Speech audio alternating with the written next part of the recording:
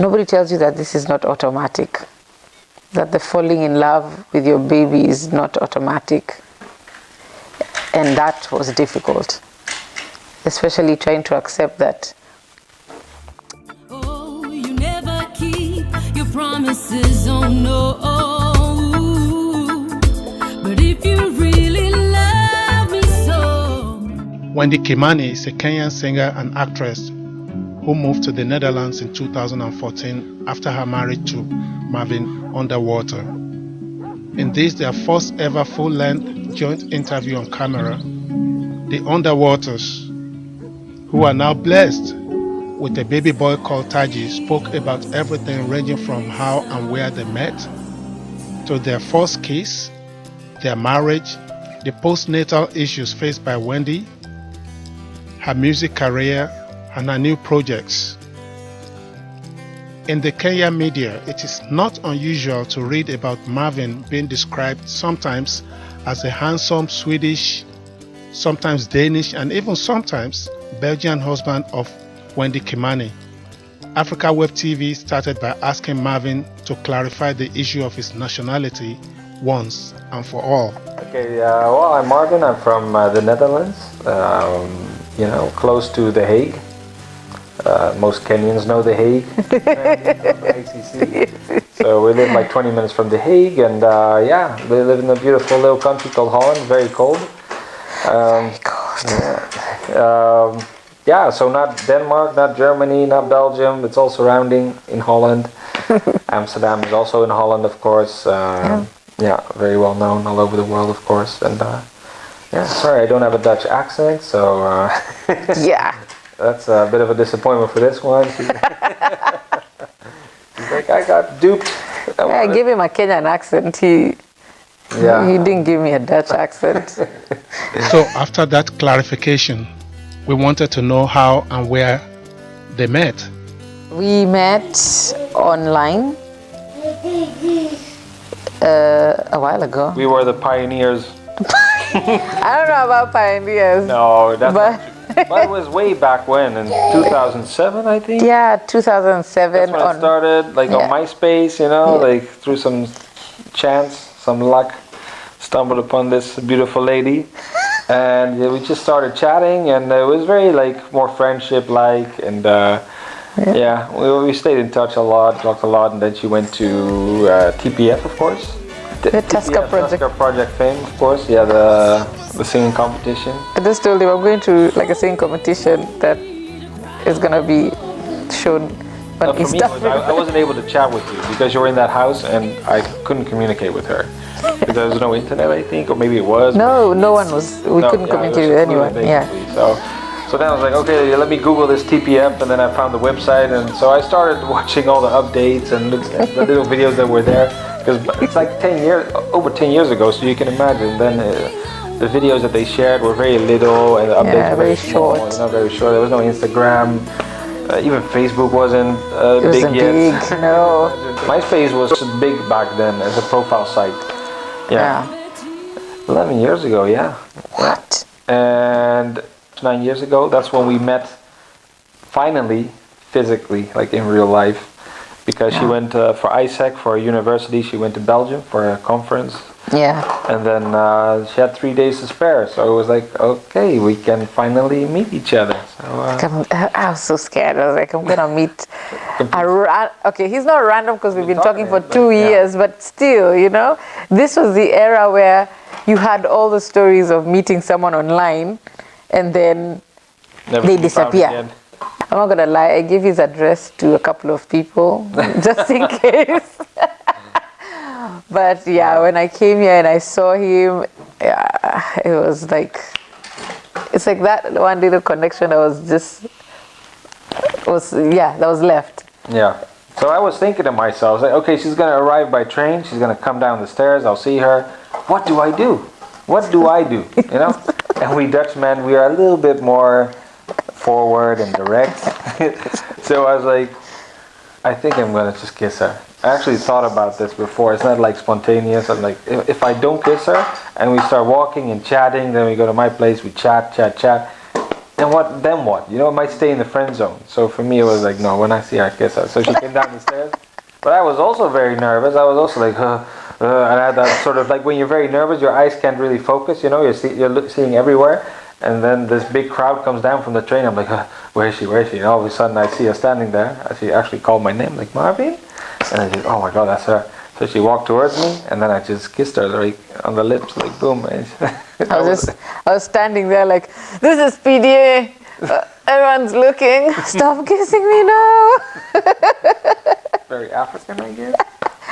Yes. I was like, we don't do this. Yeah, I did. But I think it was the right thing to do, you know? It was. You'd have been friend zoned. Yeah, but if he was going online, why Kenya? Why not somebody or somewhere in Europe? For me, I didn't know anything about Africa or Kenya. Because I'm in Holland, all you see about Africa on TV, and you know that as well. You see these ads on TV, people poor, help these poor people. You see the little children with the flies around their faces in the little huts. You don't get to see Nairobi downtown like people driving around in Range Rovers or anything.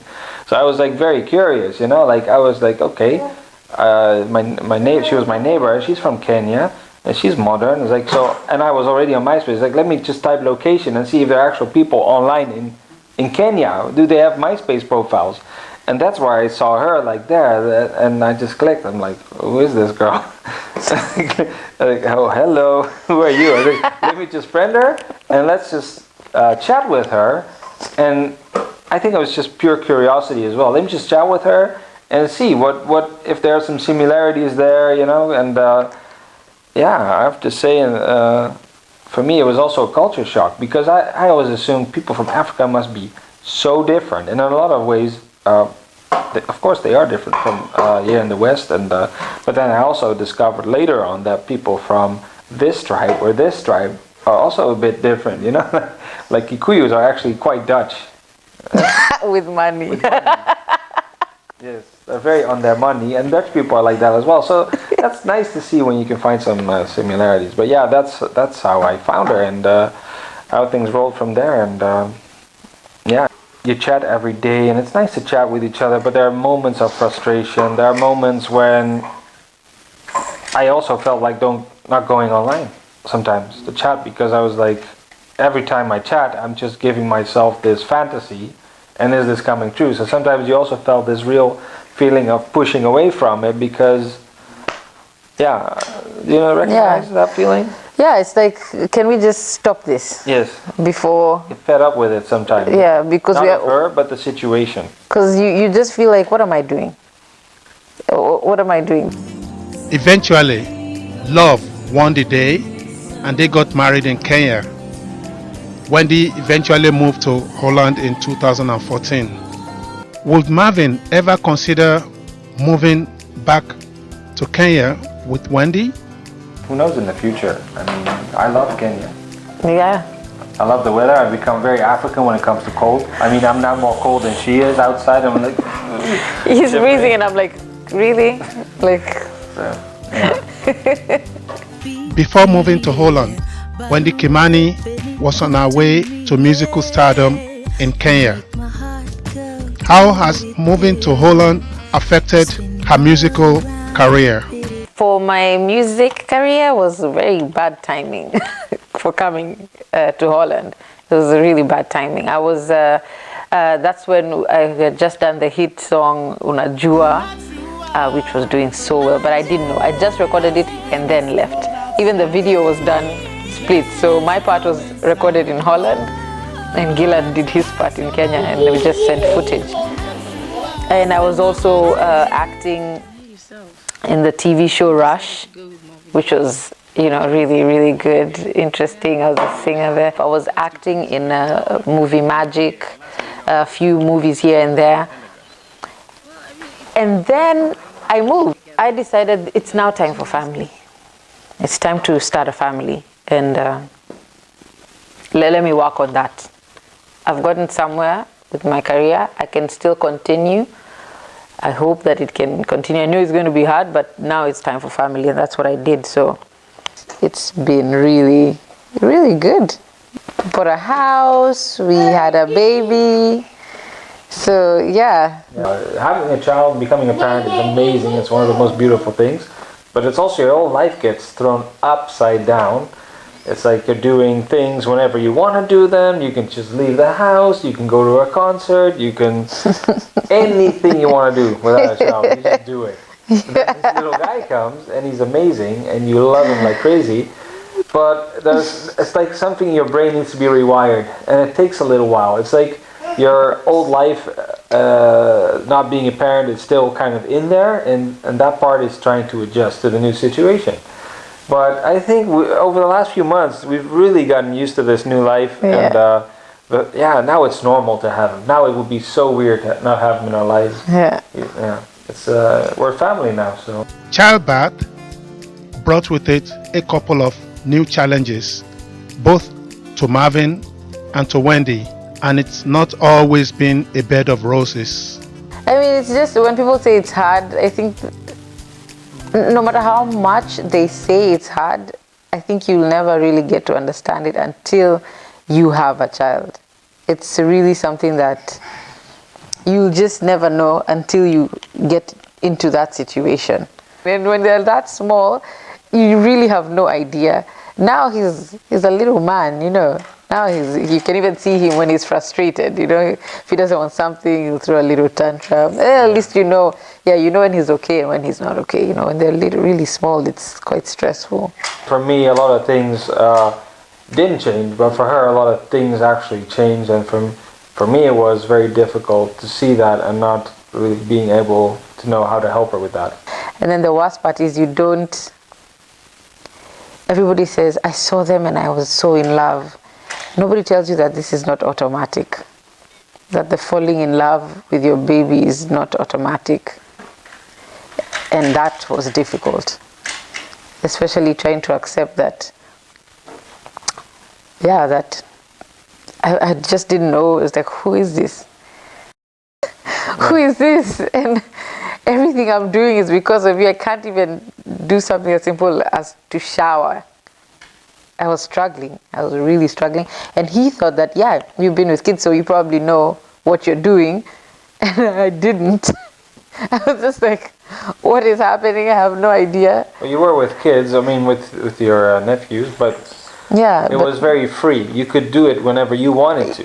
That's the thing. That's what you don't realize. There was a nanny to take care of them for the major things. And but to get back to your question, it was also, there were a lot of things that were on the table and open for discussion, but sometimes there are things going on and then you keep it to yourself because you don't want to tell the other one because you're like, she's already in a difficult situation and I don't want to hurt her. So let me not say those things. But then those things bottle up and they pile up and it's not good. So my advice would also be, if there's anything, even though you think it's small or it could annoy the other one, it doesn't matter. Say it.